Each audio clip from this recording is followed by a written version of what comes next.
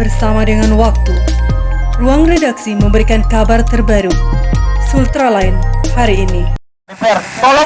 Inilah jalannya aksi unjuk rasa yang dilakukan 5 lembaga swadaya masyarakat LSM yang menamakan diri Koalisi Kolaka Kontrol dan ditambah dari lembaga Gapensi Kolaka.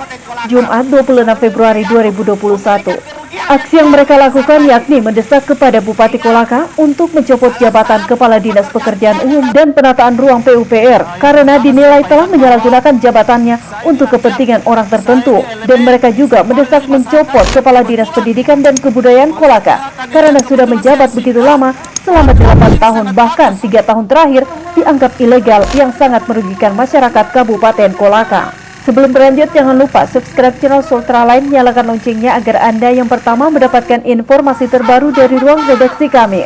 Awalnya mereka melakukan aksi di kantor Bupati Kolaka, Kejaksaan Negeri Kolaka, dinas terkait, dan terakhir mengarah ke kantor Dewan Perwakilan Rakyat Daerah Kolaka. Di DPRD Kolaka, para masa aksi diterima Komisi 3, namun mereka tak berunding dan meminta DPRD untuk menggelar rapat dengar pendapat dalam waktu dekat ini. Dalam orasinya, Ketua Gapensi Kolaka, Ivan Darmawan, meminta Bupati untuk segera mencopot Kadis PUPR karena tidak becus mengelola anggaran yang berujung kerugian negara. Bahkan, kata ia, Kadis PUPR sengaja memenangkan salah satu perusahaan, padahal ini tidak bisa dibenarkan. Kepala Dinas PUPR Kabupaten Kolaka, dalam hal ini namanya adalah Arifin Jamal, segera diturunkan, segera dipecat. Karena Arifin Jamal ini tidak becus dalam pengelolaan anggaran di Dinas PU dan telah merugikan miliaran rupiah. Dan sebelum Kabupaten Kolaka menerima kerugian yang sangat besar, maka kami harapkan Bapak Bupati yang terhormat, Bapak Sabei, segera memecat Bapak Arifin Jamal dari Kepala Dinas PUPR. Bukti kami telah kantongi. Salah satu kebodohan dari Bapak Arifin Jamal adalah memenangkan satu proyek tahun 2020, proyek pemasangan proyek yang menghabiskan anggaran hampir 1 miliar, di mana pekerjaan ini sangat syarat dengan nepotisme. Sementara itu, Koordinator Aksi, Amirka, mengatakan kedua kadis ini harus segera diberhentikan karena berdasarkan temuan dan kajian mereka, kedua kadis ini sudah merugikan negara bahkan dinilai ilegal. Khususnya kadis pendidikan yang begitu lama menjabat, namun pendidikan di Kolaka tidak ada kemajuan sama sekali. Jadi di instansi PU yang dipimpin akhir-akhirnya Arifin Jamal. Kedua, permasalahan yang terjadi di dinas pendidikan dalam masa jabatannya selama 8 tahun ini. 3 tahun itu kita duga sudah ilegal, tapi yang ditandatangani dalam selaku tugas pengguna anggaran. Ilegalnya? Iya. Masa jabatannya 3 tahun ini kan seharusnya masa jabatannya 5 tahun itu kan dia sudah harus menentukan sikap mau kembali dosen atau dinas. Nah kan gitu. Nah itu dugaan kami. Kemudian ketiga, lemahnya pengawasan inspektorat terkait persoalan terjadi di desa. Diberikan pemindahan alasan pemindahan, tapi pernyataan yang sudah jadi wakil kepala desa semakin besar kesalahannya. Contoh desa Watamboli 2019 itu sudah bermasalah LPG-nya, nah, tapi masih bisa lolos. 2020 lebih parah karena pekerjaan fiktif dilakukan. 2020 itu pekerjaan lapangan bola voli itu tidak rampung 100%. Berapa betul? Harus 10%.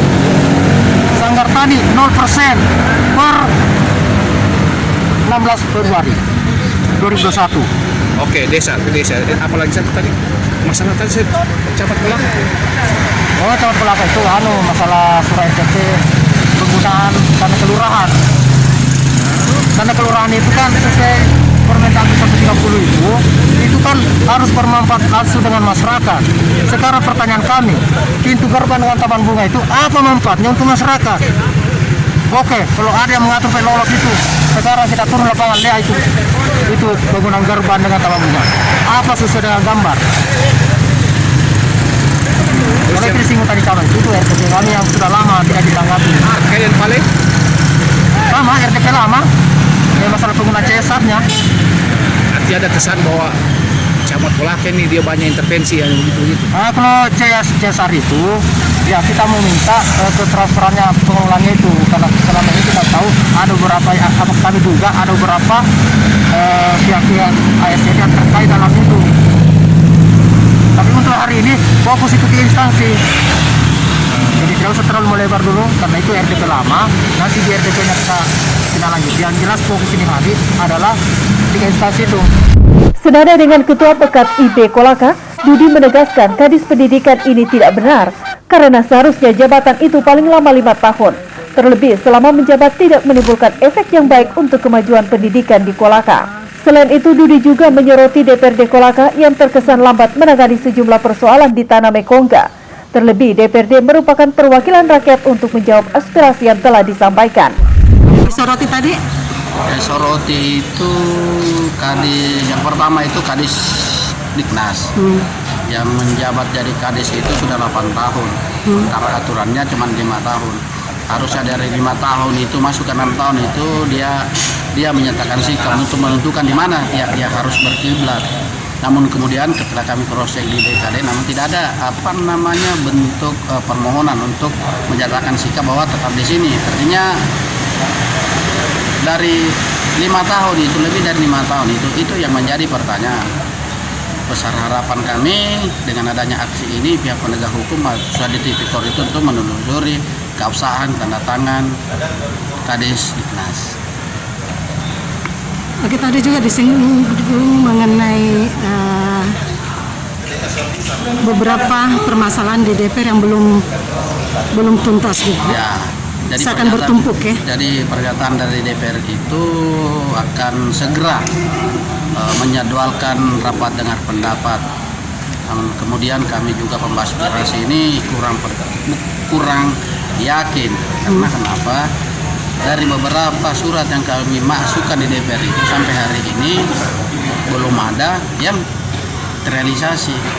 Pertama, dari beberapa surat masuk PT Pale, terus kemudian Desa Watambuli, terus bicara tentang Pokmas Laloeha, itu sudah beberapa dan yang lain surat yang masuk itu sampai hari ini belum ada tindak lanjut dari DPR. Makanya saya bilang tadi ya kami punya perwakilan rakyat itu, namun kami juga sedikit kurang percaya. Karena kenapa? Dari beberapa surat yang masuk itu dengan alasan reses itu kita tahu kapan, berakhir kapan. Nah sementara itu beberapa surat yang masuk itu sebelum reses. Jadi merasa kecewa juga ya, dengan permasalahan belum?